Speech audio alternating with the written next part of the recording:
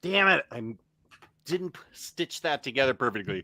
Welcome to Omnibros on a Wednesday where we talk about stuff. We're hungover from Halloween.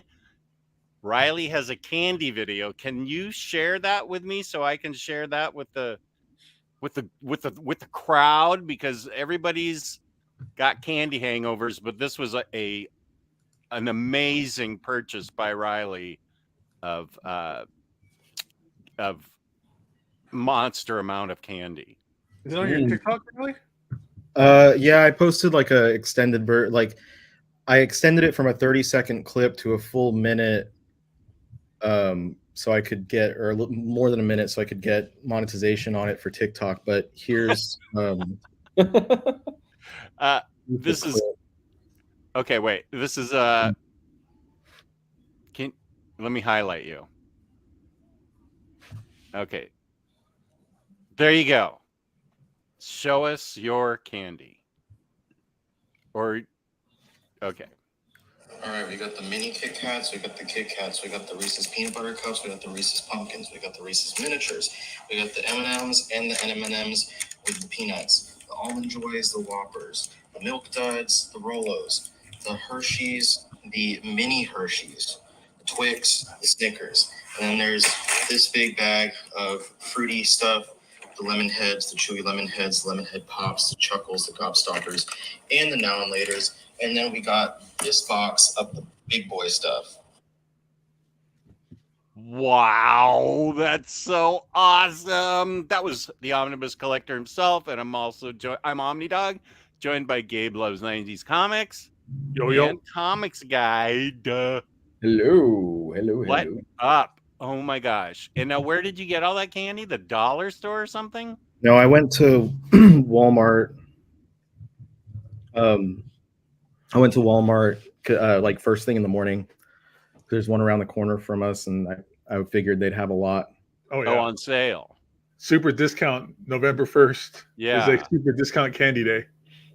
Yeah.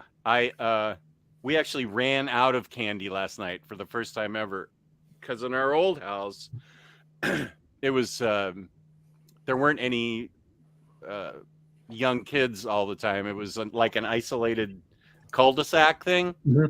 And so we usually just turned off all our lights and went to the basement because nobody would come. But last night, so many kids came, we ran out of candy, and it is possible that because I attacked the bag before they came, that we ran out of candy. But that's a theory right now. I specifically attacked the 100 grand and the Almond Joys. No kid was getting an Almond Joy from me last night. Those for the dog. When you stuck your candy in their candy bag, if you saw an Almond Joy, did you take that back? Take it out, yeah. Here, I'll change. Let me exchange. Here's a Tootsie Roll for my favorite candy. Just give him a bunch of candy corn. Here you go, kid. Oh, you missed Gio eating on Monday. Gio was eating candy corn with peanuts, and he had like a gigantic bowl of it. And after Gabe left, we just kept. Gio said, "I have 2 minutes left with this bowl," and we talked for 45 minutes about Puerto Rican Christmas and Three Kings Day. And he continued to eat all this candy corn and peanuts. It was amazing. That's awesome. We have Arya here. Whoop, sorry. Plus, you know, Hispanics like to. You don't do Christmas on the 25th. It's a 24th celebration. Yeah, it's the 24th. So it's like 4 Christmases that kind of come your way. And then you get Three Kings Day. Exactly. Yeah. That's what I'm saying. It's like, you know, it's the 24th, it's the 25th, you know, and then Three Kings Day. So you get all these different Christmases in a row. And we went over all the food and drink that you serve on Three Kings Day. And then Marcelo brought in the Feast of Tamales Day or whatever it is in February.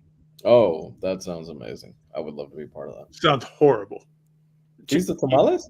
Tamales? I hate tamales. Are gross. They are tasteless, Get the fuck out of here. What are you talking about? I mean, they're Tasteless, very tasteless. What? How it's dare nothing, you? It's nothing You're until you get into the Mexican. Your middle. wife is Mexican. Doesn't mean I have to have, like tamales has an STD. Oh my goodness. Well, actually, her family's Salvadorian.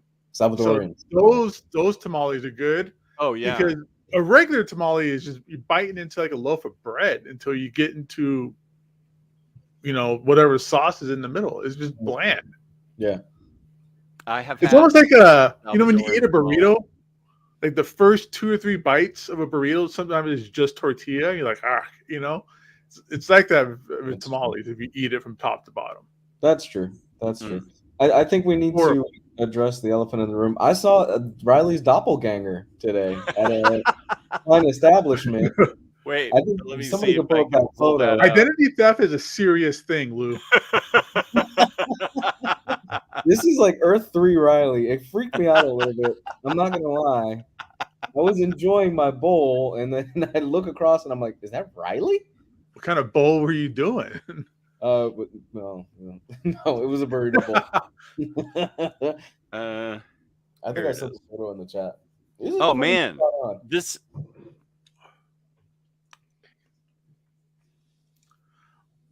He just took his glasses off for a sec.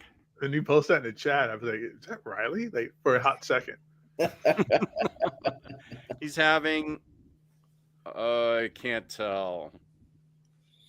Your girlfriend Riley's having chips. There's a big bag of chips there. Earth 3 Riley. I need to mention this real quick while you guys talk about that. That NFL dude is letting us know that Aspen's doing another Michael Turner book. And I know, Jess, you got one of the Kickstarter books, right? I did. I had all the first. I had the 3 volumes of Fathom, and I don't know what to do with them now because that second book was. I would say it was almost as hard to find as that absolute size Battle Chasers that you have, Gabe. Mm-hmm. That second book was just a ghost, and a friend sent it to me. Kemi Jacob, one of the original members of Riley's Facebook group, found it and sent it to me. I have trouble letting go of things that people gift me. They when they're nice enough to send that to me. But I did back the Kickstarter, and it's a gigunda thing of not only Fathom but also Soulfire. And honestly, I thought that's all he completed was those 2 things. I'm not familiar enough with Michael Turner. Are they releasing it as just random art that they found, or is there another comic that he was working on maybe that they found stuff for? I don't know. Yeah, I'm curious what it is too, because that one you got, I didn't even know that was a thing, and I was like, man, I missed the Kickstarter. It came with a print and stickers, no door hangers, thank God, no calendars.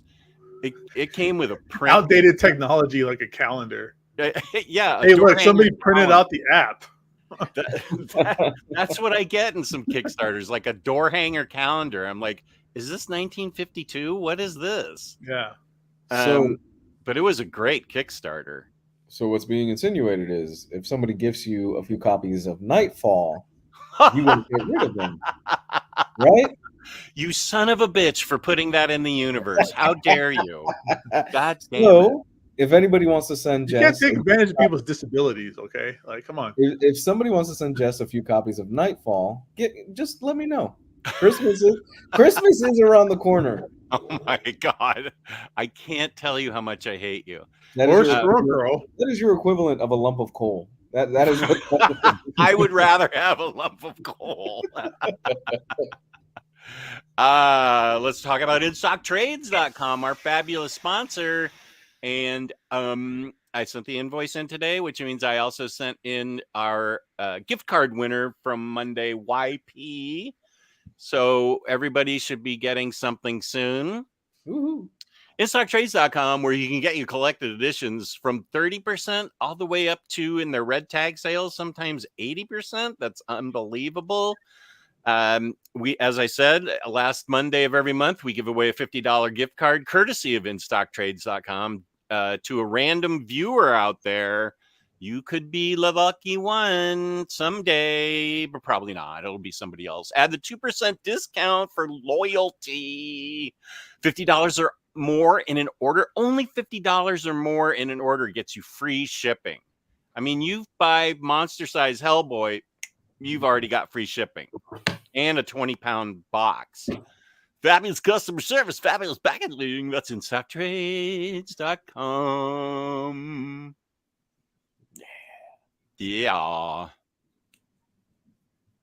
Did I say random viewer? I probably did. I have no idea what I just said. I was looking at IST earlier, and I saw that Super Sons is half off, which is awesome. Ooh. The new Super Sons. Jeez. I'm tempted to get it because I have the first volume, like the first print that was just, the first one they made before they started doing those other miniseries. Super duper. This one's Yeah. called the Super Duper Super Sons. The final version, we promise. Yeah. Edition. I know. I am actually going through that myself if I should upgrade for the 3 trade paperbacks that I already have, but nobody gifted those to me, so I can get rid of those and upgrade. Mm-hmm. Yeah, because I never read those miniseries. Oh, those were so good. Did you read the regular book? I read the Omnibus. Yeah. Okay. The first 2 trades are really good. The Challenge of the Super Sons is just kind of okay.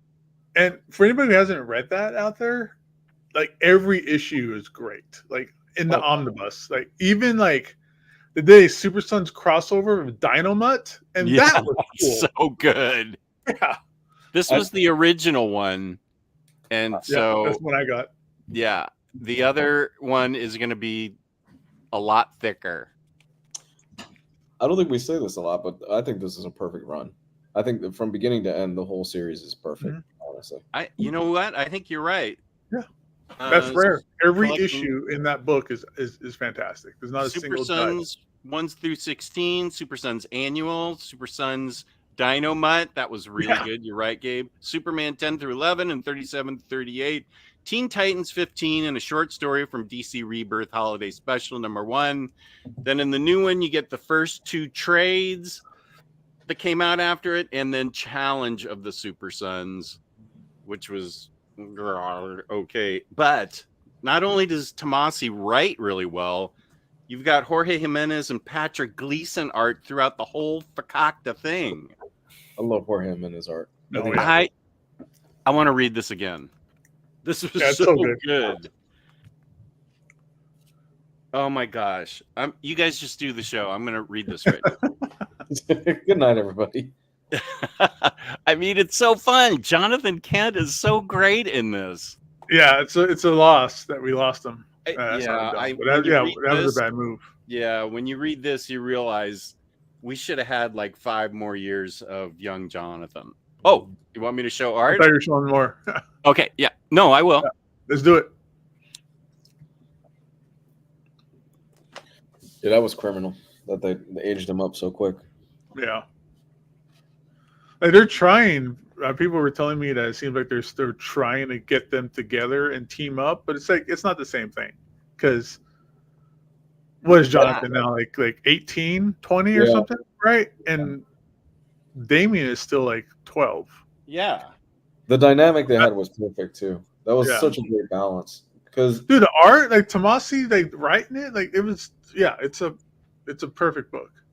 Because Damian, here's the thing: Damian's a little shit in this book, but he's not a complete little shit. He's actually likable, and Jonathan balances him out really well as a character. Well, Jonathan puts him in his place at times too, and it's like Jonathan makes Damian a better character, right? Right, because he is like that kind of like firewall between like him and his attitude, and him kind of not having those social skills for somebody who was raised by ninjas, raised by assassins. Right. That'll fuck you up in life. Yeah, but like they do a good job of, like, they're two sides of the same coin, right? So, and they do perfect stories in it. It's a really good. They bounce off each other really well. Like, one complements the other. It's great. They're great characters at that point, and then they age them up and everything went fluey. And people blame Bendis, but I feel like that was probably editorial that did that. I think Bendis would have had fun with a young Jonathan. Also, young Jonathan loves root beer. That's awesome. Always asks for root beer, and Alfred gets it for him. And you get to miss, like, Superman raising him, right? Because they just aged him up, like he disappeared or whatever, came back, So I'm gonna grab my charger real quick, guys. I'll be back. Yeah, do it. Okay. Could we have is there a place for is there a way they can de-age him and say this was Earth 2 Jonathan or something that grew up? I mean, it's a comic book. They could do whatever. Sure, they could de-age him. Sure, they could turn back time or whatever. Sure. If I could turn back time. Or just a lot with them now as Superman. just make some stories that take place in that past or something. I mean, there's a lot of things that they could do. Now, this is a confession from Cleveland Brown. I appreciate this. I pre-ordered Super Sons Omnibus Super Duper Edition when I already have the previous 2 Omnis. I'm ashamed of it. We're here for you, Cleveland Brown. We understand you. One of us. I don't have the middle one because I feel like when the last one came out, it came out when there was already something not in there or something. I don't remember. I'm not sure if that makes sense, but I feel like back when the second edition of it came out, there was already something that was about to come out that was not going to be collected in the second edition. So I decided to just wait for an eventual third edition. But now that this one's out, I didn't buy it because I was like, eh. You're the Omnibus collector. What the hell? I trying to, see, because if I don't know, maybe that one will get discounted more, or maybe there's going to be another super duper one or something. I don't know. Okay. Something could happen. More material could come out. Who knows? Let me ask you this: did you order monster size Hellboy? No, because I have the library editions. Oh, okay. Same. So for that one, I'm thinking like there's a cool novelty of it, and it could save me a lot of space on my shelf. However, I don't need it. It's very superfluous, and there's some stuff that's in the library editions that's not in the monster size one. Pancakes.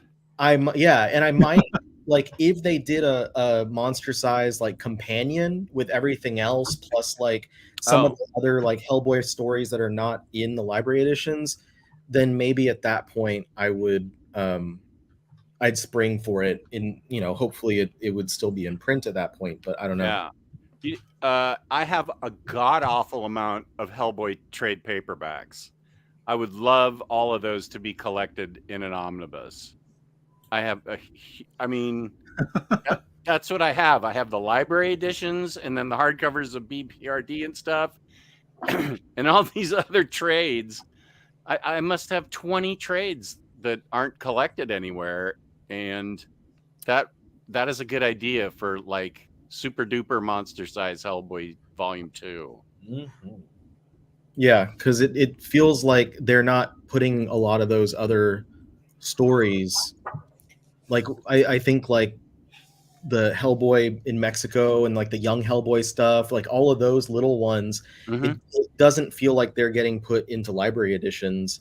So this potential, maybe a companion monster size would be a good place to keep all of those. At that point, I might consider ditching the libraries for the monster size stuff. But in the meantime, this is what we got. Yeah.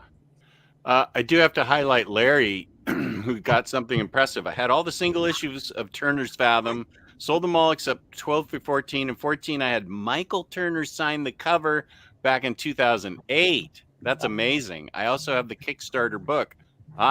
Nicely done. Yeah, I want to know what's up with that new one that NFL dude was talking about. The art book, yeah. Where did he find that out? I don't know. I was looking it up on their website when I saw that Aspen? comment. Nothing. Yeah. It doesn't say anything? Mm-hmm. Huh. Rising Phoenix, can't believe Jess is on today. I would have thought upper management would be trying to get him off the walls after all that sugar last night. Last night, upper management was on with me as we taste tested all the Halloween cereals we could find. How's Carmella Creeper cereal? I have thoughts on that, but I need props. I need to go get a couple props. So, wait, what button do I hit to just... I don't want to remove myself. What button do I hit to make my screen just black? Like Lou just did. You can just turn off your camera. Stop cam. Yeah. Yep. Okay, I'll be back. That was anticlimactic. In the meantime, what's up? Yo. Dr. Doom. Dr. Doom. All hope lies in doom. All hope lies in doom. Are they going to do it? Are they Sounds really like they're in a cult. Are they really going to do it? Are they really going to bury the whole Kang, Jonathan Majors? I don't think the Kang thing is really working out too well for him. I read the whole article from Vanity or Vanity Fair or whatever. Yeah. To make sure, that I got the specifics of everything and not just what people are regurgitating. And it does mention that Doom is just an option. Like it's not like it's went in there and said they're about to axe Kang and put Doom in. They said things have been discussed because because of everything that happened with Jonathan Majors, as well as the lukewarm reception for Ant-Man 3 and stuff like that. They've considered different options, such as bringing in a different villain as the main antagonist for whatever phase, such as Dr. Doom, or recasting Jonathan Majors in the role of Kang, which is something that no one's really said anything about. Like everyone just goes towards Doom replacing Kang, and none of them are talking about the like I've seen just a lot of people saying like, why wouldn't they just recast him? They should recast him because of all characters, Kang would be the easiest to recast. Well, I mean, in Ant-Man, they kind of set it up that they all look like Jonathan Majors. So I think maybe they're trying to... I don't know. I think they're really waiting this whole thing out with Jonathan Majors and the allegations and all the stuff that's come out and is still coming out. I don't know. I mean, I think, look, just pivot at this point. Kang isn't really working. The multiverse stuff really isn't hitting as much as they thought they would be. Fucking A, let's just move on to the X-Men and let's move on to the Fantastic Four. Let's get to some really good stuff. Let's get away from the multiverse. I think they're going to scrap. They're going to drop this multiverse stuff anyway after, 2026? 2027, I think. So they're just writing it out till then. The main thing that, like, I didn't think about with everything was the fact that because of the writer's strike, they've kind of been forced to just go along with everything as is.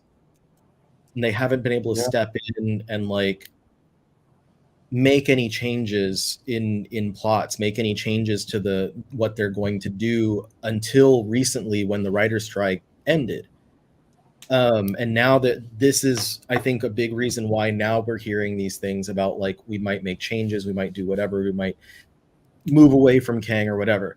Otherwise, they may have already tried to move around things previously. Yeah. Give us Doom. Fuck it. Let's just give us Dr. Doom. I'm good with that. Save Doom for the Fantastic Four. Save Doom for the Fantastic Four. But do you really, I mean, after the last few times that I think they're not going to use him in Fantastic Four, honestly, because they've done it twice now. They did it with the Fan Four Stick a few years ago, and then they did it with those two Fantastic Four movies from the mid 2000s. Yeah, I think that. Yeah, I'm kind of hoping they do something else. Like, give me Diablo, give me Mole Man, Give me Diablo. Oh man. give me Mole Man. Well, they fought Mole Man in the first issue, so give me that. You know. I mean, they also still have Galactus as a threat Mm. that they can utilize. I know some people have said, Galactus can be the big threat, but I feel like Galactus, even though he's like a huge, presence, is never really like an overarching antagonist. It's just Galactus is coming, Galactus is here.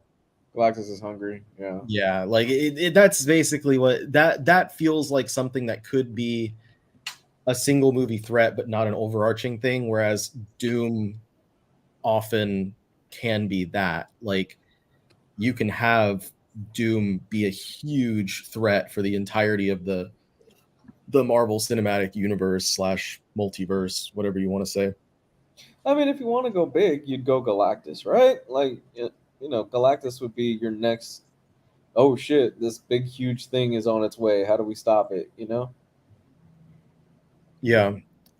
They kind of teased it with the movie that nobody liked, Eternals.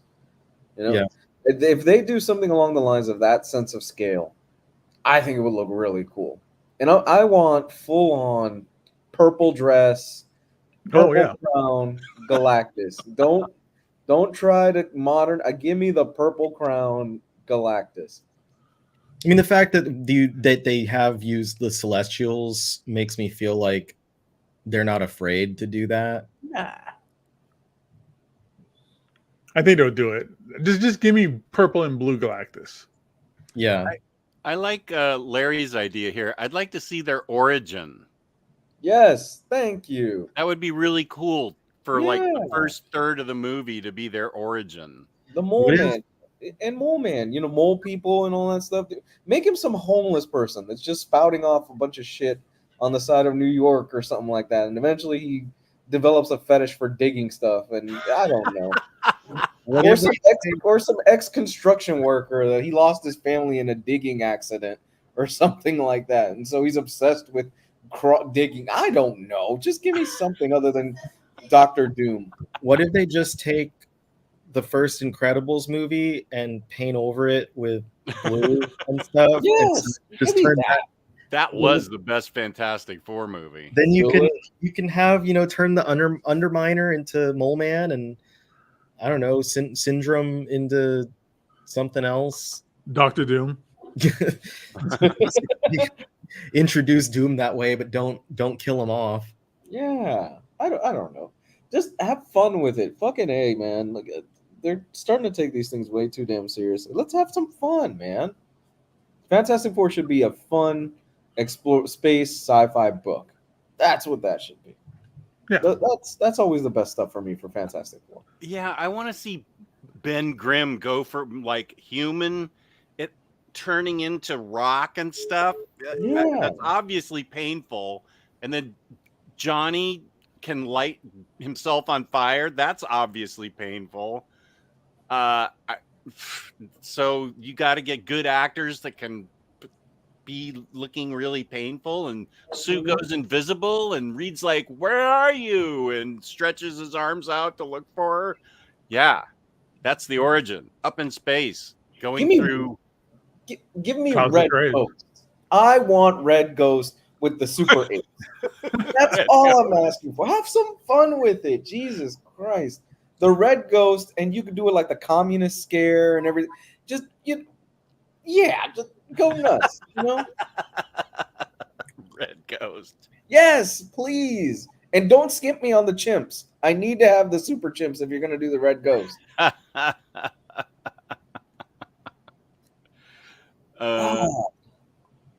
Well, in other news, actually, next to Maginot, I just read this too about Blade, that they're reducing Blade's budget to like under 100 million. But also what was interesting is that Blade was going to be like the third or fourth lead in that movie or in that show. Like he wasn't even going to be the main character. I read that, and that was one of the things that was kind of.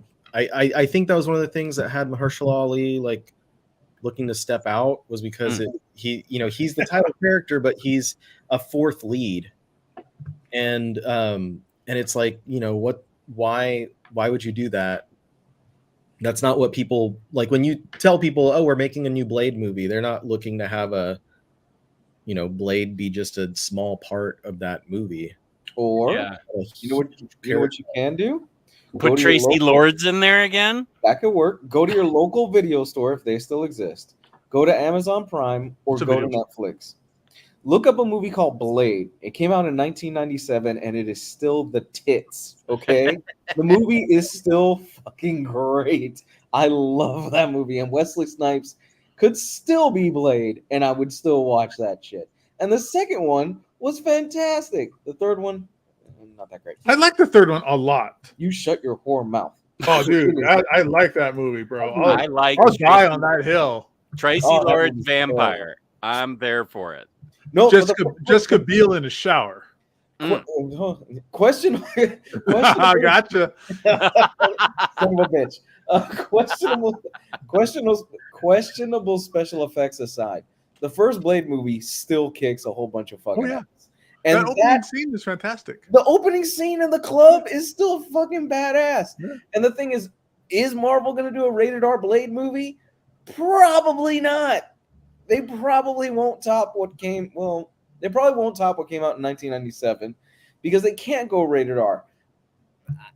I mean, Deadpool, yes, it's going to be rated R, but will they do a rated R Blade movie? I don't know.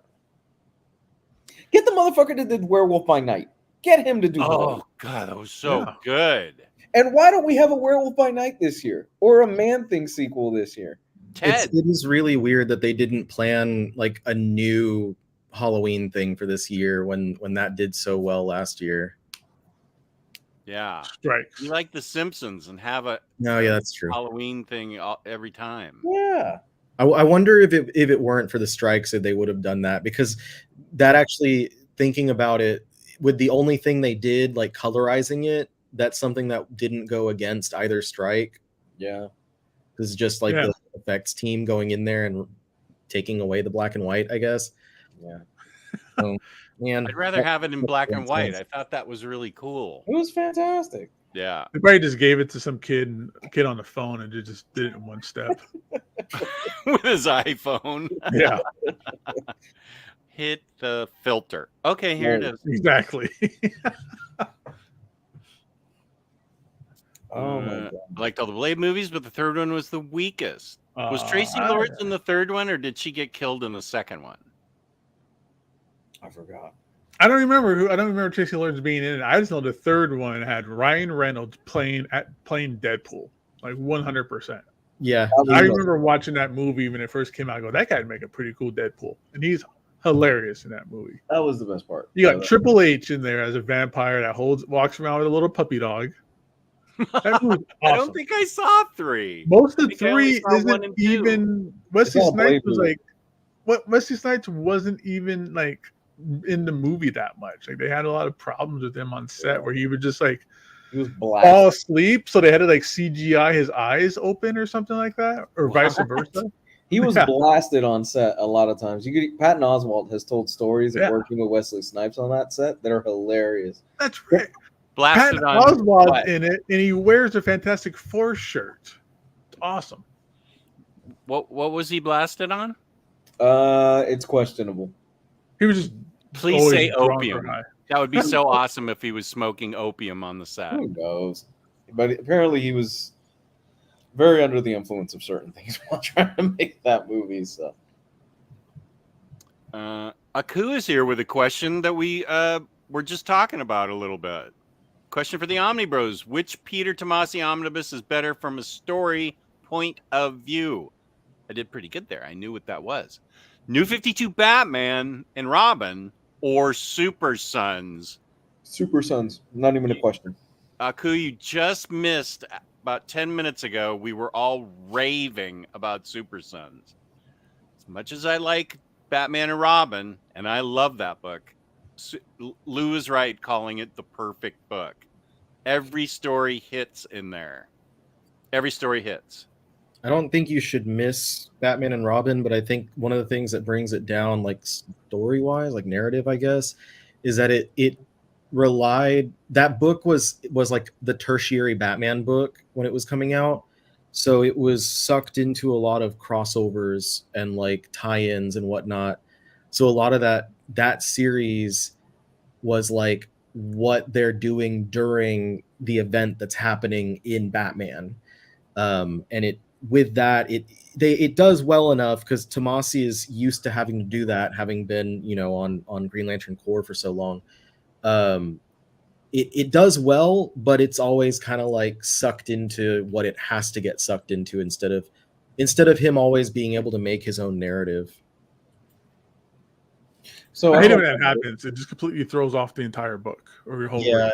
Yeah, it sucks when like there's a lot of great titles that get pulled in like that, like Thunderbolts. That happens a lot with, especially like I remember during the Jeff Parker era, he has to deal with like Fear Itself crossover. I think there was at least one other like thing that he had to tie into where like luckily he was able to get shit together in a way that it all like came out well, but like it, you know, it does bring a book down a little bit when it's forced into those things. So get Super Sons. Of course, get Super Sons. And here's our gift card winner. YP, what up? What up? I submitted your name today, so it should be in your account in the next 3 to 5 days.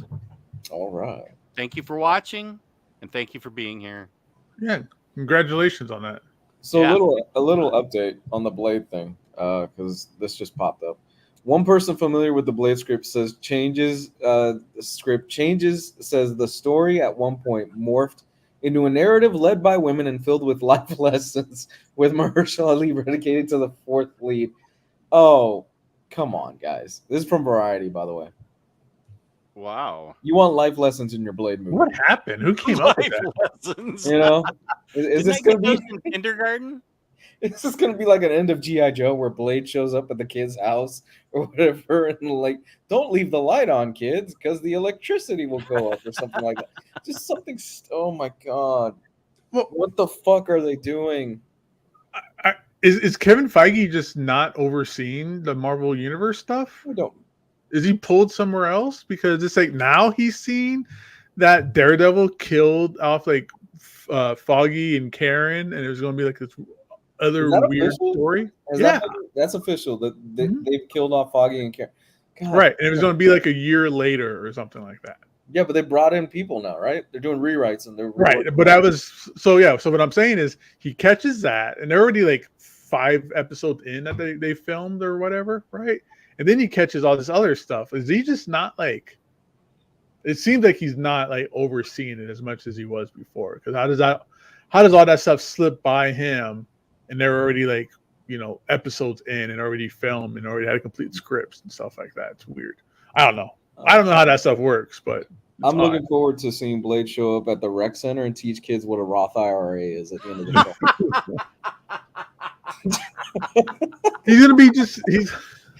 He's gonna just be that guy that's gonna be like Virgil, the wrestler Virgil, who just sets up a table at the subway.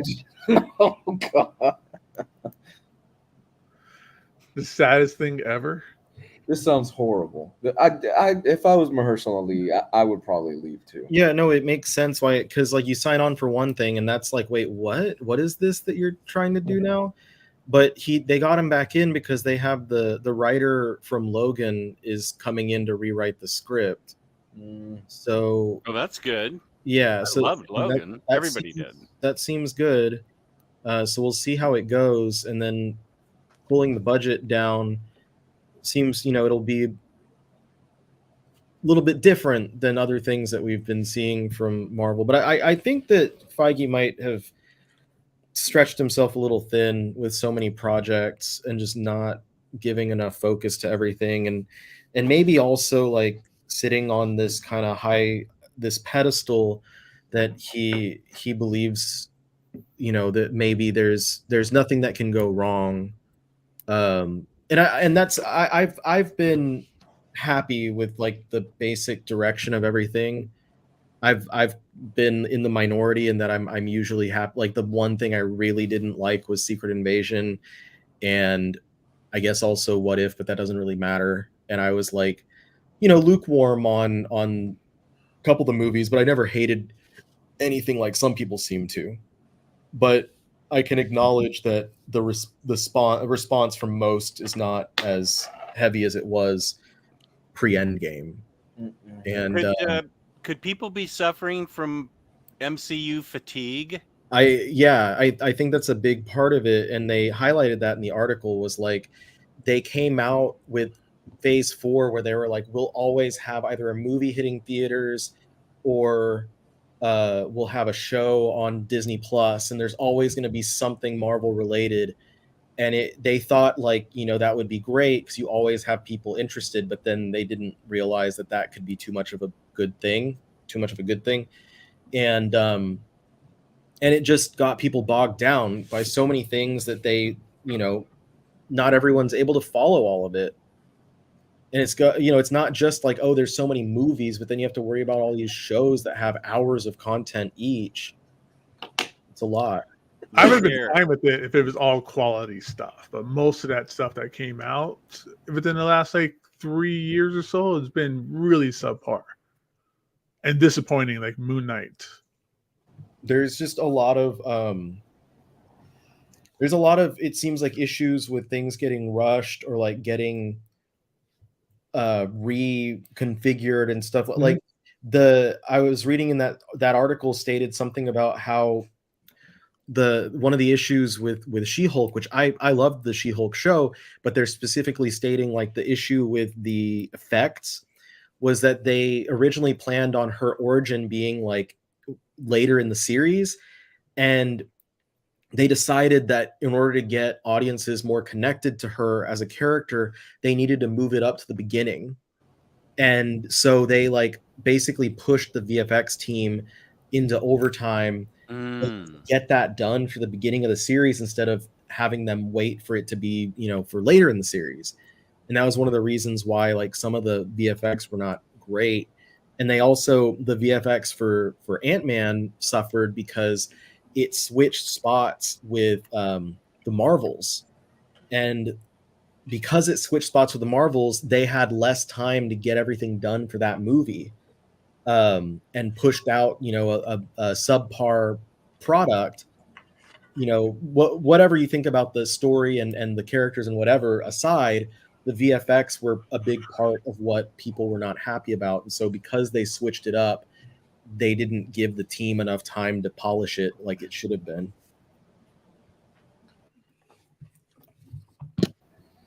I think Larry's got the right idea, slow down, quality over quantity, right?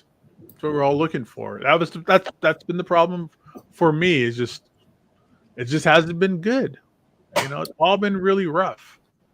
I kind of have to wonder if after this initial batch of stuff that's announced, they're just going to go, okay, we're going back to the way things worked before, 2 movies a year, maybe 1 Disney Plus series, and that's it.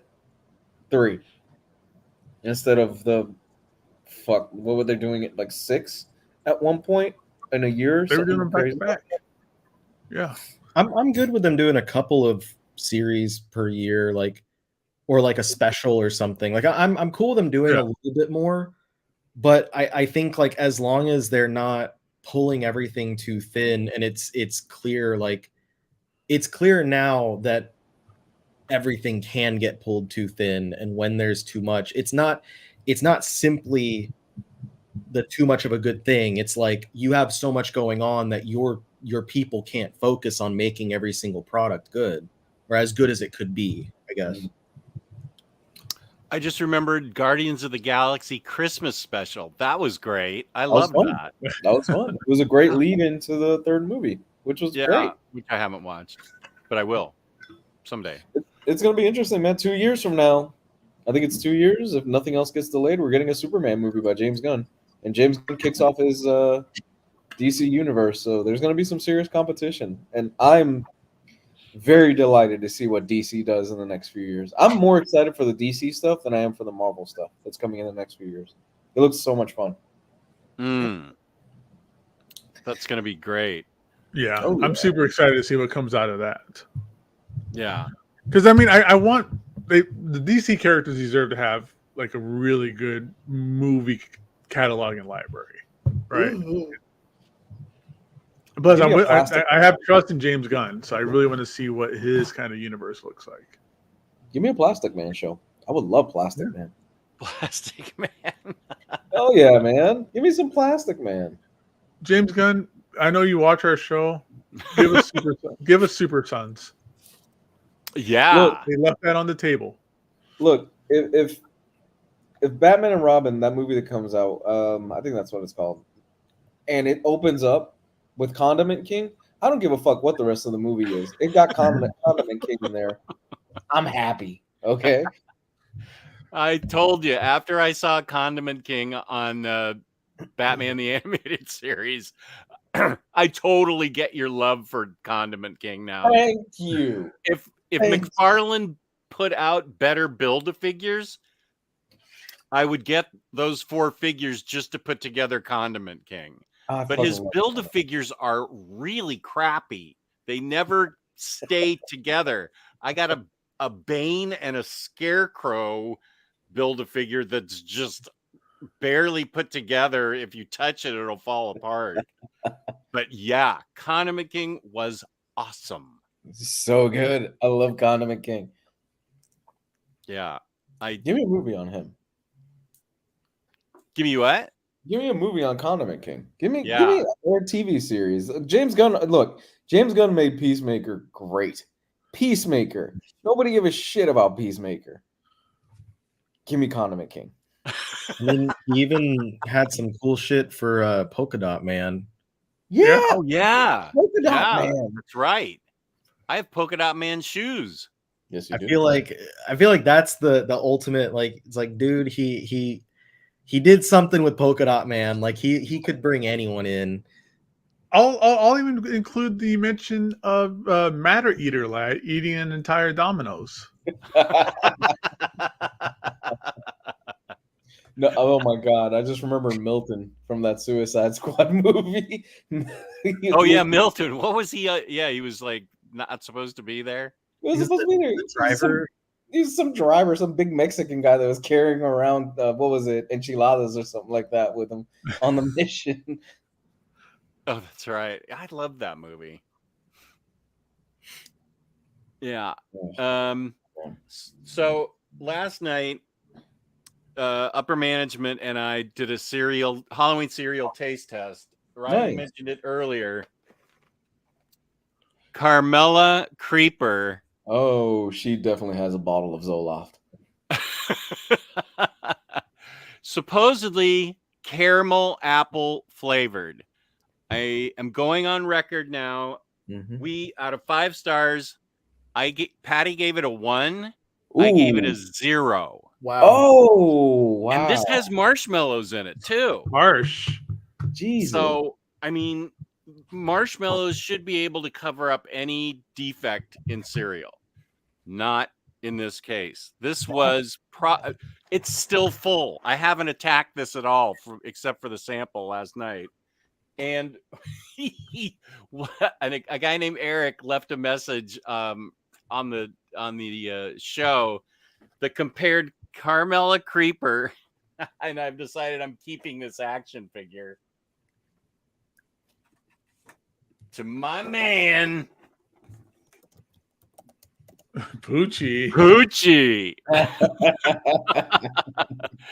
He said Carmela Creeper is the equivalent of Poochie, and this is I decided I absolutely have to keep this now. I love Poochie and his ending and everything in it so much. Poochie. Hopefully, Carmela has to go back to her planet. Oh, it was terrible. It was really, really awful. This was a one and done for you. Not next year. One and done. Yeah. No stars, would not recommend. Oh damn, dude. They replaced. Who did they not bring in? Because Fruit Brute and Yummy Mummy. We haven't seen Yummy Mummy. Legit is one of my favorite cereals ever. It really tasted really good, and Fruit Brute's really good too. I feel like Fruit Brute was out last year, and it was good, but it doesn't taste anything like caramel or apple or anything that I've ever tasted before. It was truly awful. And General Mills, you should be ashamed of yourselves for giving us the Poochie of Halloween cereals. She won't be back. Oh my gosh, I hope she's not a thing now. Yeah. I sent you, did you see when I sent you her, like, she has a TikTok page. Oh God. And I did see that. And Gio said she has a Twitter account that he said is super cringy. Yeah, the TikTok page is like it's someone in a costume. Oh. And they have a giant, like, Carmella helmet on, basically. Like, so her head, because her head on the picture is pretty big compared to her body. And she did some sort of a remix of the Monster Mash, and her remix of the Monster Mash is like a big focus for all of her videos.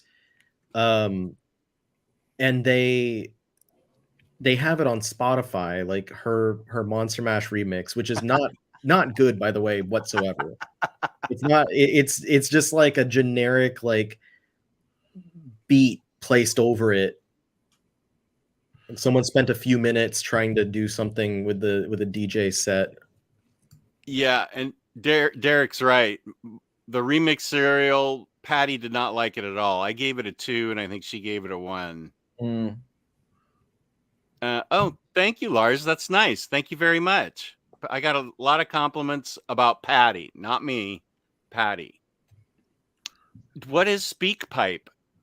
So Gio set us up with a thing called SpeakPipe, which is it's a website, I guess, where you can leave voice messages for us and we can play them on air. Oh, it's in the link down below in the descriptions. Everybody wants to check that out. This seems dangerous. I hope. What? I need some toilet flushing. Call us and just flush your toilet. Like, just prank it. What did so Gabriel left us a message? I'd like to hear it. Can we play it on air? Gio has the login for it. Oh, the technology. Okay. Yeah. Maybe we can play it Monday. See what we can figure out. Also, no, go ahead. Oh no! I was gonna get on a lunch tangent real quick, but I was just gonna say it's time for real manga, fake manga. So, oh my God, it is. But okay, wait. Random lunch thoughts. I also have a random lunch thought. So I will be. It'll be good for me to ask all three of you. All right, you go first, Jess. Oh, you want me to go first? Okay. So here's the scenario. You get up on a Saturday about 8 a.m. Okay. You shower. Your family's there, whatever. You shower and you get dressed. You put on socks and shoes. Okay. Sorry for everybody that doesn't wear shoes in the house. So you got your socks and shoes on. Or just socks. You can walk around in your socks. Because this is a sock question. You're walking around in your socks. In the house, you've had your socks on since 8 a.m. Around 12, you get a little sleepy. Mm-hmm. Time to take a nap. So you take off your socks. You go to bed. You sleep for a couple hours and you get up. You've had your socks on for 4 hours. Do you put those socks back on? Or are you going to a clean pair? Clean pair. Clean pair. No, clean pair. Anytime socks touch my body or touch my feet and I take it off, it's a new pair. 100%. I don't care if I just put them on. I don't care if I had them on all day or if I had them on for 10 minutes. The moment they go on my feet, they're dirty. And what about even when you get out of the shower? Oh yeah. Clean pair.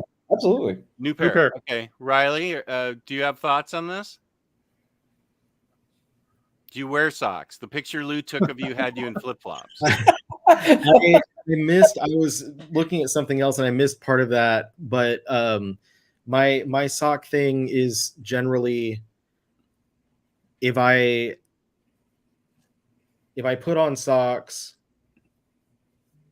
and I do stuff and then I clean I take socks off, clean myself, there's going to be a new pair of socks. But like the main time when I'll like recycle socks, if you will, is if I go to sleep and I had socks on, I take the socks off, and then in the morning I need to put some socks on to go take like the dog out.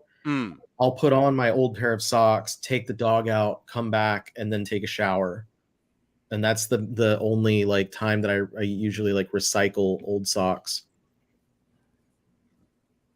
Okay. No, clean pair.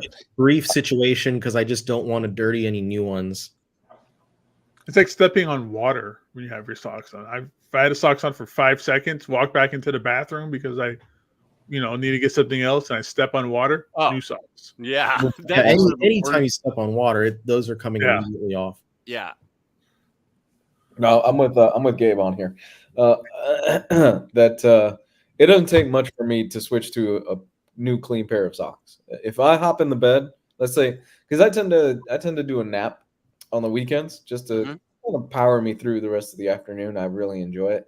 I do the same thing as Gabe. I take the socks off when I get in bed, and once I get out of the bed, I put on another pair. Okay. Okay. So nobody sleeps with socks on? If it's really cold. If it's cold, if it's cold, I will do the socks. I've tried, but even if it's really cold, I can't have socks on in bed. I tend to get too hot from that. I'm a hot sleeper as it is. I wake up just hot and sweaty and all the time, and I'm not happy. Same. Okay. So do you take a shower when you get up in the morning? Me? Or before you go to bed? Both. I do both. Wait, what was the question? Do you shower once in the morning, or do you shower in the morning, or do you shower before you go to bed? I typically shower in the morning. I do both. I shower when I get up in the morning, and I shower before I go to bed. I love going to bed after a nice shower, clean. Yeah. The day is washed off of of me or something. Yeah. Yeah, exactly. Yep. I will say in college that I was known to shower up to 4 or 5 times a day, just in case. I always wanted to be clean, just in case, because things happen in college quickly. You have to be clean, completely clean. So yeah, I was known as the shower guy. I would take 4 or 5 showers a day. Hell, I would too if I wasn't paying for the water bill. Yeah, in my fraternity, no, we had no sense of responsibility. No, I shower in the morning, and then right before bed, I tend to take a quick 15-20 minute shower just to kind of get myself ready for bed and get the end of the day done. Not only that, it's Florida. It's humid. It's hot. It's disgusting here.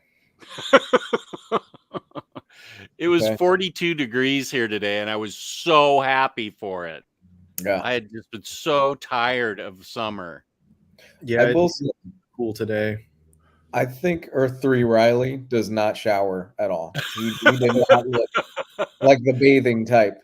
That's not me. Like, he's definitely the evil version of me. Then I'm very cleanly. Like, I know that I only shower once compared to y'all who shower twice, but I'm very cleanly. I'm also very like anal retentive with organization and cleanliness around my home. So like everything always is in the right place. Yeah, I remember seeing your library in your old house. I was kind of jealous of it, how well organized it was. I am too, because right now I'm not that organized with that stuff. With that at least, but everything else I have very like meticulously organized. Yeah, I organize as per upper level management's instructions. Yeah. Okay. My question was going to be, Okay. what is your perfect burrito? How'd you know to put food talk up? It was already up there. It's been up for a while. It's been up for It's a been there minute. for a while. We've been talking about food for a while. It never goes away on this show. What is your perfect burrito? Do you do a wheat tortilla, flour tortilla, corn tortilla? Are you doing the whole steak, chicken, guac? Do you go all out, or do you keep it pretty simple and basic? Like, what if you had to build your perfect burrito? What are you throwing in there? I'm gonna have to write this down. The place that I prefer out here. Where you were today when Lou saw you?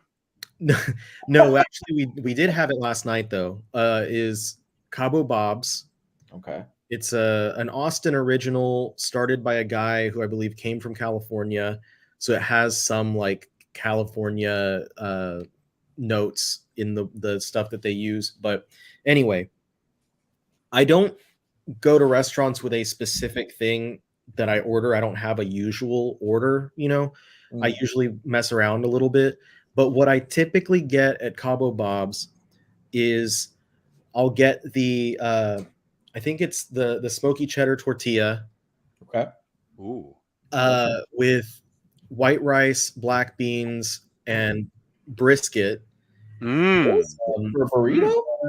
It's Texas, baby. Yeah, man. Fajita onions, fajita peppers. So like, you know, grilled peppers and onions.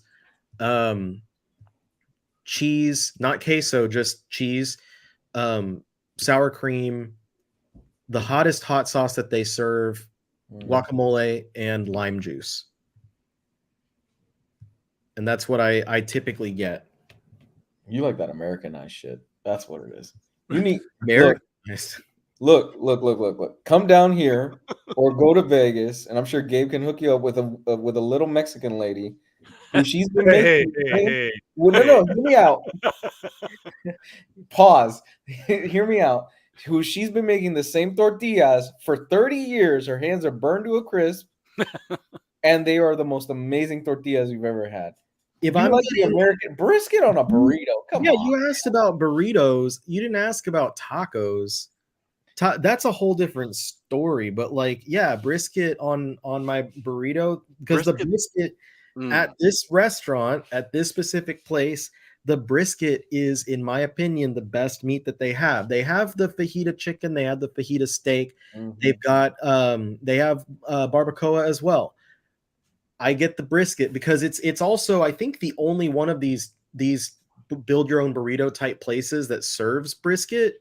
Yeah. So when I go there, I always get the brisket. But if you're talking about tacos, well, that's a separate thing. Yeah, that's a separate thing. And I'll all day, every day, go to little taco joint around the corner before I go to a big place, and I'll get it legit. I'll get the legitimate stuff.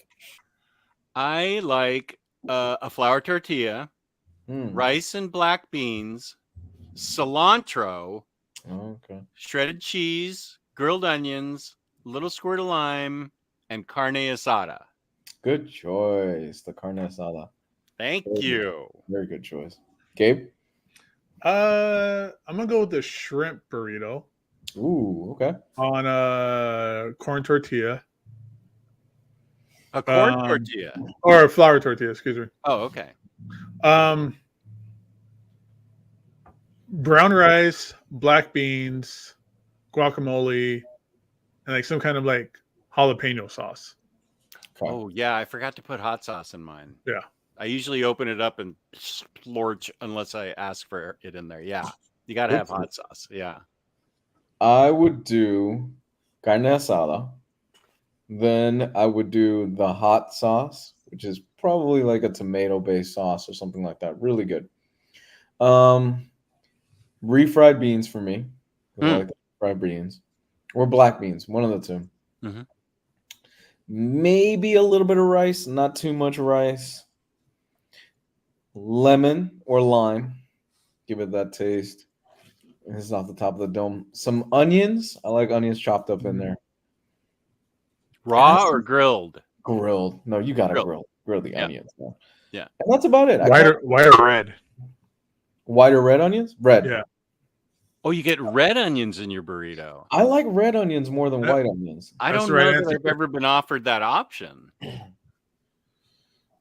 So I'll do that, and on top of that, I will typically get the spiciest hot sauce that they have as well. I'm with Riley on that one. I want the spiciest hot sauce. As Mhm. long as it's a good one, because there's some places that it just doesn't have flavor to it. Yeah, they just want to be hot. They don't care about it tasting good or Mm. being functional. Some places it's not flavorful or hot, and you just it's like, what's the point? I have a pretty high, I have a very high tolerance for spicy food. And I went to this local place in Orlando with my brother one time. It's a Korean joint, and it's called, I think it's Kitchen Chicken or something like that in Orlando. And I said, all right, just give me the hottest stuff you have. I knew I was fucked the minute it came out, and the thing was blood fucking red. Oh, dude. This is a burrito. What did you order? No, this was the chicken there. I the ordered chicken. Yeah, I ordered because they had like their chicken is really well known in the Orlando area, but I never had it. I was like, all right, I like spicy food. Whatever, give it to me the spiciest you got. Fucking thing came out blood red, Jess. And I ordered about 20 wings of this. Oh, so it was just coated in it. Dude. Oh my god. I had the first one and I'm like, this ain't shit. Wing 10 hit my tongue, and I swear to you, I was fucking red, sweating, and about to cry. I couldn't finish it. It's Wow. the first time I've been beaten like that. Beaten. It's the first time I've been beaten. I've been beaten a lot in my life, especially at Thai restaurants. Oh no, they don't. Oh, that's bad news, dude. No, they don't do it hot enough, dude. My wife is asleep. We went to a Thai restaurant around the corner from here, probably about 3 or 4 months ago. And I go up and I ask the lady, I'm like, okay, whatever's on the menu, I ordered something and I go, I want the hottest thing you got. She goes, you're sure? I said, yeah. So the manager comes out and she's like, is it hot enough? I said, this ain't nothing. She laughs and she goes, oh, okay. So she walks into the back, brings out like this fucking red hot chili stuff. Okay, that was a racist voice you just did, but go ahead. We're all a little never mind. I'm not gonna finish that. Only in traffic. She brings out this little red hot thing and like this little container. She puts it into the food. I eat it, and then she comes out. She's like, "Is it hot enough?" I said, "No," and she took offense to that. She was really deeply offended by that. Wow. Yeah, well, it wasn't hot enough. These fucking Koreans in in Orlando. I don't know what they're doing with their wings, but oh my god, dude. I went to a Thai place. This happened to me with Chinese food too before, where I don't have the tolerance you guys do for spicy food. I like it spicy, but not so. I feel like I swallowed the sun. And we were with friends, and the food came not mild, but very spicy at the Thai place. And I started crying, and I got hiccups. I got hiccups through the whole meal. It was so spicy, like my insides were revolting. They staged a revolution, and I started hiccuping like for 30 minutes, and I was just crying. It was so hot. And I know Gabe likes spicy food because I went out to dinner with him at the noodles place, and he heaped the spicy stuff on. Oh yeah, yeah. You're a spicy food guy, Gabe. I like spicy food a lot. Yeah, a lot less now than when I was younger. For some reason, he said he wanted it so hot that you could see the sweat on his head. Yeah, I always beat up. Like, when I eat hot food. Yeah. I thought that was great. Now I remember at a fair. There was this booth there that was selling like all kinds of different beef jerky, like hot beef jerky and stuff like that. And they had the hottest one they had there was made out of ghost chilies. Ooh. And so they had an eating contest, and I joined it. I was like, yeah, I'll do this. Yeah, that sounds like fun. And I'm eating it, and it's hot as shit, right? Like I'm dying. It's 120 degrees outside. It was the middle of summer. What was it you were eating? Beef jerky. That was like jerky. Okay. The sauce on it or whatever was ghost chilies. And I'm sweating and dying out there. And the guy mentions that, hey, whoever wins gets, a 3-pound bag of this same type jerky. And I was like, to win, I got to eat all this garbage just to get more of the same garbage. So I just stopped, and I was like, I'm just gonna kind of hang out here, and I was dying. My mouth is burning. And at the end of it all, they gave us all milk, and it didn't do anything for me. But I got a beer from like this beer stand next to us, and that cured it immediately. So, long story short, drink beer, not milk. I've been to places, and this must be a marketing thing or something, but to get the ghost pepper version of the food, you have to sign a waiver that you won't come back and get mad at them. You're eating this on your own free will, because there's a place down in Rehoboth Beach where Patty and I go that serves ghost pepper ice cream, and you have to sign a waiver. And I said, I am not signing a waiver to eat ice cream. Give me freaking chocolate. Let me live my life. Now, I love French fries, but I do not know if I want French fries in my burrito. It's actually pretty good. Really? Yeah. That's a California where is that like where do you get French fries in your burrito? I've had Mexican food places. A lot of the places in California do it that way, and there are places in Texas that are doing it that way too. But are they the skinny fries or the fat fries? They're like the skinny fries usually. Okay. They're not like steak fries. Okay, I hate steak fries. It's not Red Robin. I like potatoes in like my breakfast tacos, but I don't know. Like there's. It's fine. It's just not my preferred stuff. What, French fries?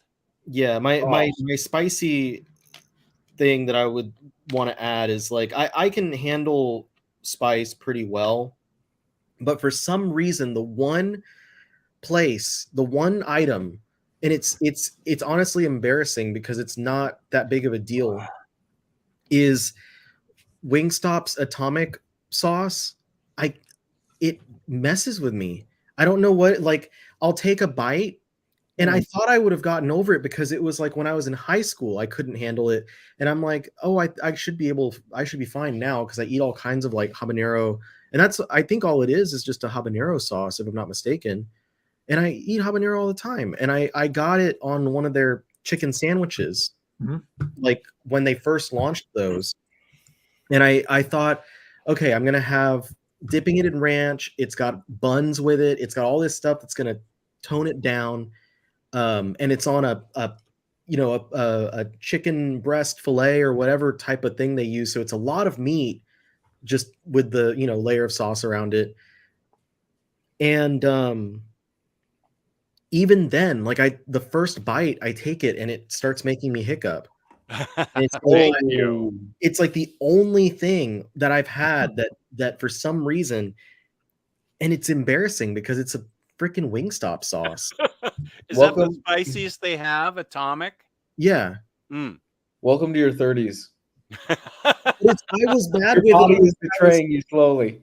I was bad when I was 15, and I'm still. That's how I was like. I've gotten better with hot stuff. Like I always liked spicy food, but I've gotten a lot better with spicy food throughout my, youth and my young adulthood and into my 30s. And for some reason, that's the one thing that still eludes me. I can't eat it without like when I was eating it, I think I ate half the sandwich and had to put it down. Oh yeah, welcome to your 30s, man. Pretty soon, your tolerance will slowly start going down, and you'll be down to ketchup. I can't say he's wrong. You start putting ketchup on your steak. I think sriracha is about the spiciest thing I can eat now. Oh, Jess, I Oh. put that on my eggs, man. Yeah, me too. That's and that yeah, I know. I made the mistake once of doing hot wings and using sriracha as the hot wing sauce. Like Mhm. I poured a whole bottle of it in the pot and boiled it with butter and everything like that, and it was death. That was the worst. You mean it was super spicy? It was extremely spicy. Like it was Wow. bad news. I'm sweating just thinking about it. But like I love fries. Like there's a place out here called Riva's that'll get you like this giant portion of like nachos, but they do it on French fries. So it's like nacho French fries. It's incredible. There's meat like carne asada all chopped up in it. It's the best. Oh hell yeah! I'm hungry now. Anyone ever had Da Bomb Beyond Insanity? Where do you get that? That stuff is hot. Only time a hot sauce messed my stomach up. That's the one from that used to be the hottest one in Hot Ones, and now I think it's like number 8 out of 10 or something. Oh, is Hot Ones that show where they have celebrities eat spicy food and answer questions? Yep. Yeah. I've never seen that, but I know what it is.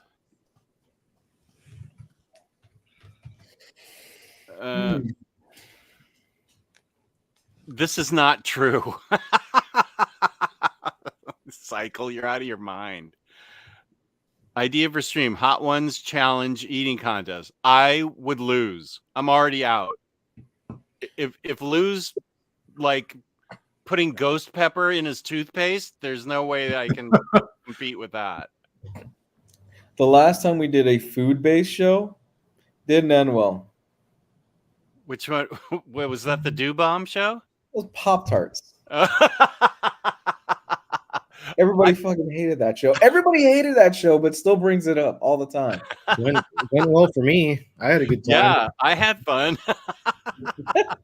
You'd think that would be a good episode. Pop-Tarts are for everyone, and they're fun. Everybody hated that show, but for some reason still brings it up. They're good raw. They're good toasted. Yes, they're they good toasted and put in ice cream. Oh my god. Putting a scoop of vanilla ice cream on a hot Pop-Tart. Yeah. I want that to be my last meal on Earth. I'm gonna do you a favor. Okay. So here's something you could do. So you know the cinnamon rolls that come in the little containers, right? The tube ones, the small ones? Yeah. Okay. So what you're gonna do is what you're gonna do is you are going to take some heavy whipping cream. You're gonna put all those cinnamon rolls inside a circular container. Okay. A baking sheet or a baking container, and you're going to put heavy whipping cream inside of it. So what's going to happen is they are going to soak up the heavy whipping cream as you cook it, and it inflates them and makes them huge. Just pour. You're not even whipping the cream. You're just pouring heavy whipping cream into the container with the how much? Just so they're covered in it, or is it like 3 inches? Oh, I forgot. I did it once, dude. It works. They fluff up and they get huge because they're absorbing all that stuff as it heats up. Oh my god, it's delicious. I want to do that right now. It is so good. You said that's with what? With cinnamon rolls? Yeah. Yeah, those like Pillsbury cinnamon rolls. I thought for a second, because I missed that, and I thought you were saying to do that with Pop-Tarts, and I was like, Pop-Tarts fluff up? What? That's crazy.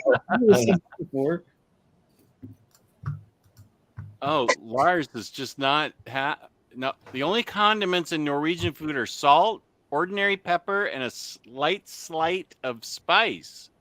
Sorry, man. You're killing me, man. It's waver, not wafer.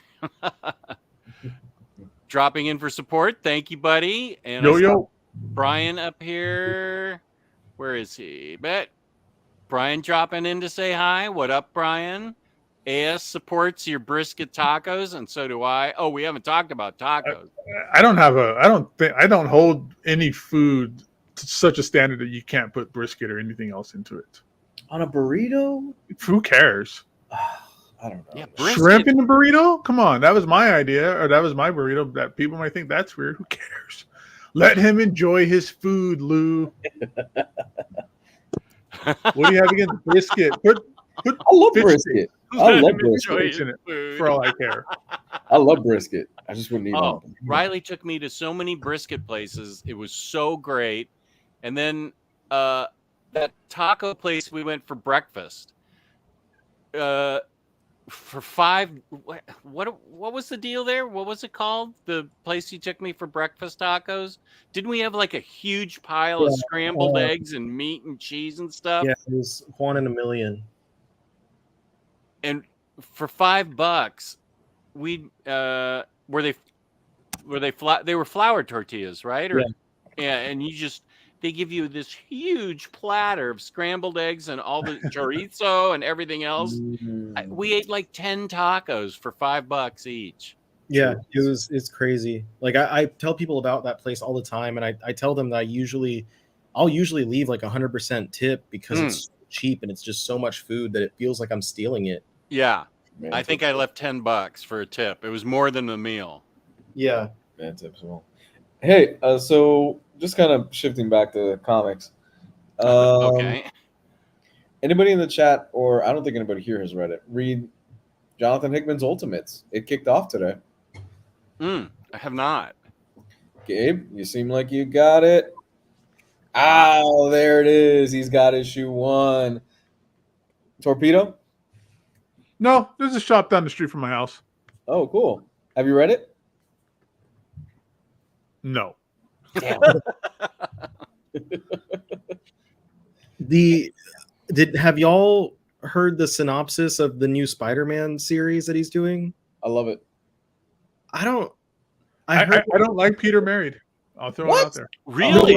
Man. With children? Wow. Married with children? You're not digging that? That's not the part. The part that's got me is apparently like it's a Peter who is married, has children, but he's never been Spider-Man until now. He's older. Yeah. Yeah, like something is happening now to him as an adult with a wife and kids that is turning him into Spider-Man, and he's having to learn, being Spider-Man as an adult and balancing his adult life. And I was like, that's weird. Like, why are we that? I don't know. That's just a weird way to do it. If it's Hickman writing it? Yes. Yeah. Then it's going to be awesome. Yeah, I'm sure it'll be good, and it's Marco Cicchetto doing the artwork, so it's going to look good too. But just conceptually, I'm like, damn, that's kind of a weird turn on things. I dig it. I dig it. I'm all for Peter having a family, dealing with that whole thing. I hope he works at a shoe store, and now he, he's gotten powers all of a sudden. He relives his glory days when he was on the football team. No, it's Hickman. Hickman's fantastic, and I'm really looking forward. I love the concept. Has it been that long since we've had Peter Parker with a family? And for all we know, it's Marvel. For all we know, they're gonna blow up the family within the first issue. Is Ron Mars writing it? Are they gonna find him in the fridge? They're out on a picnic and the mafia kills his whole family and he becomes a Punisher. Mary Jane's just gonna be driving home and she like speeds off the road or something like that for some reason. Just everybody dies. I don't know, but I'm looking forward to it. It's a dynamic that we haven't seen. I don't think we've seen it in a while, so I'm excited. Oh, it's Hickman. It's gonna be great. Hear more about food. And thank you, Next Imagine Out. There is a Trader Joe's near me. I will try that green hot sauce. That sounds good. Oh my! I'm glad my upper management doesn't watch the show, but she told me once to go to Coffee Bean and get their breakfast burrito and get their green sauce, and it was like the snottiest, tasteless green sauce I've ever had in my life. Yeah. Ooh. It sucks. Well, I usually get at District Tacos, I usually get the medium spiciness, and that's and that's like a tomatoey thing. And I think the mild is a green sauce. I forget what super hot is. Mm. But Man, okay. Now I'm hungry for Indian food. There's this Indian food place nearby here, Dude. and that's the place where you guys talking about Thai food and you make a bad mistake. Indian food, like, don't think you're a badass and go, yeah, I'll get like. Could they tell you like on a scale of 1 to 10? I'm at an 8, and I almost died. yeah, Indian food. Those Indians have a very high tolerance level. Yeah, they are crazy with the spices, right? Oh. With the heat. Yeah, actually, okay, wait. I'll highlight that, Brian, after we're done with food and spiciness. But yeah, Brian has some insight about where your wife's packages goes. Mm. It's Taco Bell real tacos. Yeah, they're real tacos. I mean, they're not like artificial. They're not like a toy. It's real tacos. They did invent the hard shell taco, though. So they now own the rights to Taco Tuesday. That's right. Do they really? Yes. Wow.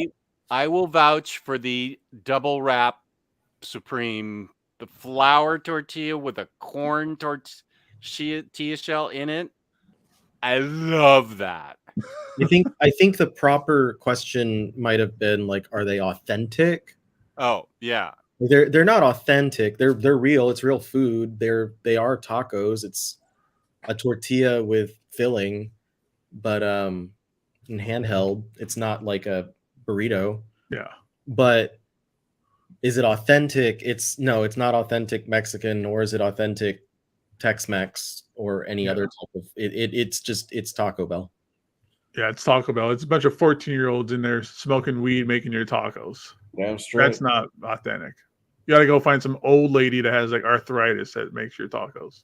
I think it's the equivalent of saying is Panda Express authentic Asian food. Yeah. They invented orange chicken. That orange chicken is fucking fire. Yeah. That orange chicken is good. They sure did influence Chinese food, though.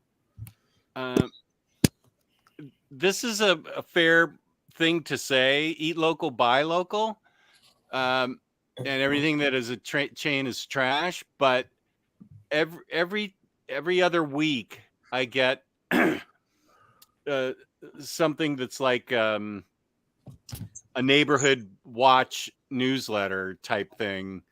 I forget what it's called, but they always list the food inspectors' grades and what has been found at all restaurants around us in the Alexandria area every 2 weeks. And every single local place, mom and pop place, has violations. And some of the violations I cannot even say on the air. They are so vile. Every chain restaurant never has a problem with the health inspector. Yeah. Everything is absolutely tip-top cleanliness-wise. I can only assume that that's because, corporate has exacting standards and stuff. But I got nervous when I saw some of the places that I had been to eat show up on that health inspector's list. With some of those violations, I was like, well, maybe Taco Bell and McDonald's aren't that bad because they were always passing. I've got one more thing that I wanted to bring up today, and I wanted to see what you guys' take is on this. So I finished Spider-Man today, the second one, which is really good. The video game? Yes. It's fucking great. How do I put this? Okay. So they pull a lot from a recent run of comics, and the creator of that run has gone on social media now when a fan asked him, how did you get paid or anything for what they lifted from your run for this game? And having now finished it, he said no, or he posted a GIF basically insinuating no. And having now finished the game, they owe that man a fucking check. Or they, in good faith, they would do it. How do you feel about them taking inspiration from that? Should they at the very least cut them a check in good, or at the very least, hey, if you really enjoyed this, you should read this. I'm being vague because I don't want to give it away because it is a very recent run, and they lift a lot from that run. Surprisingly, a lot, where it made me go, you guys must have been working on the game around the same time this run was going on. I 100% support cutting that guy a check as much as I support. You can say what you want about the DCU movies, but they always paid the creators of even the smallest thing. Like Steppenwolf. I forget who created Steppenwolf, but it wasn't Jack Kirby. I can't think of who created Steppenwolf, but they cut that guy a check for that. And Marvel famously doesn't dole out anything to like Jim Starlin or anybody that created anything boss that they lifted. So I am 100% pro paying creators for the slightest inspiration. If Spider-Man grew a beard in some guy's run and he has a beard in the video game, give that guy $1,000. Yeah. No, I think because it lifts heavily from a certain run, and I'm like, at the very least, you could have given the guy a nod, or cut him a small check, and be like, hey, thanks for literally the third act of this game. We put his name in the 4-hour credits. Yeah, exactly. Yeah. No, I'm 100% pro paying creators. I hate that this guy got jacked. Those work for hire contracts are a bitch. Yeah. And that's all they have, right? I mean, they have exclusives, but I mean, when it comes down to it, anything that you do for Marvel, they own, so they can just pawn it off to video games, movies, TV shows, based on whatever that contract is based on. I didn't know this. Why didn't Denny O'Neil created Ra's al Ghul? I mean, Neil Adams drew him. Okay, I get that. But if he got 100,000, Denny O'Neil should have gotten $500,000. And Ed Brubaker was paid or given money for Winter Soldier, but it was like less than what he makes in a writer's room in a day. It was like offensively a small amount of money. Yeah, he said he got paid for some random DC character more. What did Brubaker create at DC? A random DC character. But no, it's probably Batman, some Batman character. Did he create Condiment King? Sure. Sure. You guys in your Condiment King lust is odd. I totally get it now. I'm all in for that. Hell yeah. That's what I got, man. Yeah, it was something that I mean, I love the game. I thought the game was great. I think it ends well. It sets up something really cool, but I can't help but feel like, God damn, y'all really fucking lifted a huge chunk of this game from this one guy, and I'm like, could have at least given him a big nod, or I don't know. Wow. I don't know.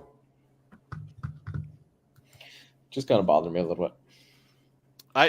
I don't think I think it's still the same now, Brandon. I think it's like what Gabe said. It's like at Image, they get they create their own stuff, so that it's creator owned and they get paid. But I think Marvel and DC, as Gabe said, are still no health insurance, work for hire contract. You just create it, and here's your money, and that's it.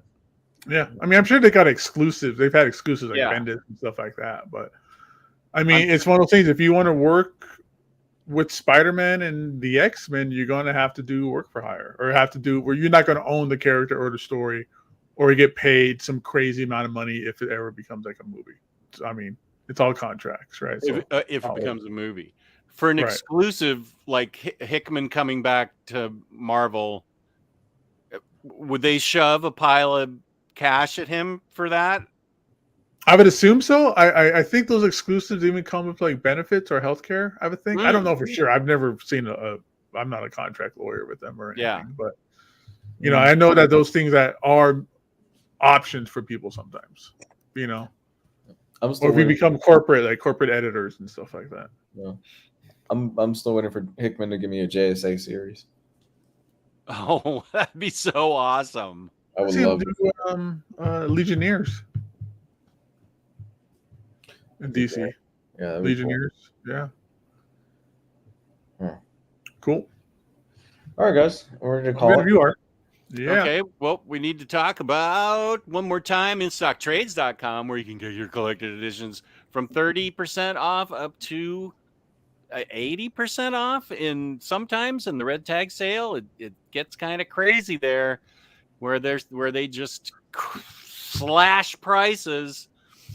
And don't forget your 2% loyalty discount that you get there. The last Monday of every month, we give away a $50 gift card. YP's in the chat. He won last time. Yeah. $50 worth of credit at InStockTrades.com. $50 or more in an order gives you free shipping in the United States. Fabulous customer service, fabulous packaging. That's InStockTrades.com. Oh, Hickman on Animal Man. That'd be good. A great hot edible comic chat. Yeah, let's do that. Let's all take an edible and do the show. Oh my God. I am getting a prescription refilled tomorrow, so I can participate in that. Let's do it. Next Wednesday, maybe. Okay, Gabe, where can they find you on the internet? Gabe Loves 90s Comics on Instagram and Unstable Molecules on TikTok. And you also are the head of the Omnibus, our TikTok and Twitter. You're our social media guy, right? Yeah. I haven't done it in a while for us, but you did do it for a while. Yeah. So there's an Omnibros Instagram and Omnibros TikTok as well. We roll all that stuff tight. And Comics Guide, they can find your opinion from 6 years ago. You can find it on Comics Guide 101 on YouTube. Yeah, that's about it. And Dusty Willie, who's had his Willie dusted recently. Oh, sorry, I didn't mean to say that online. Dude. Omnibus Collector on YouTube, TikTok, Twitch, Instagram, and Omni Collector on Twitter. Nice. And you can find me. What? Oh, no. Go. Oh, go. You can find me on OmniDogs Vault on YouTube and OmniDogs_Vault on Instagram and in my Discord. James isn't here tonight. What the frick? Where is James? Doc his pay. Our mod is messing up. Oh my goodness. I feel my world crumbling, because you can go to my Discord that Cycle Cleveland created, and James is the overseer and creates all the chat rooms in there. So peace and love. Thank you to InStock Trades for sponsoring us. God bless InStock Trades. And thank you to the chat for being there. Great chats tonight. And thank you to everybody that's watching us afterwards. We appreciate it. Peace and love. Peace and love. Whoops, that's the countdown. Where's the... Oh, Rob Liefeld gets paid for everything Deadpool and Cable and all that stuff. Oh, that's cool. Yeah, I know. That's right. So they do that for some. I don't think they do that anymore. That's an archaic practice now. Mm. Where the frick? Okay, here we're gonna end with this because I can't find the thing.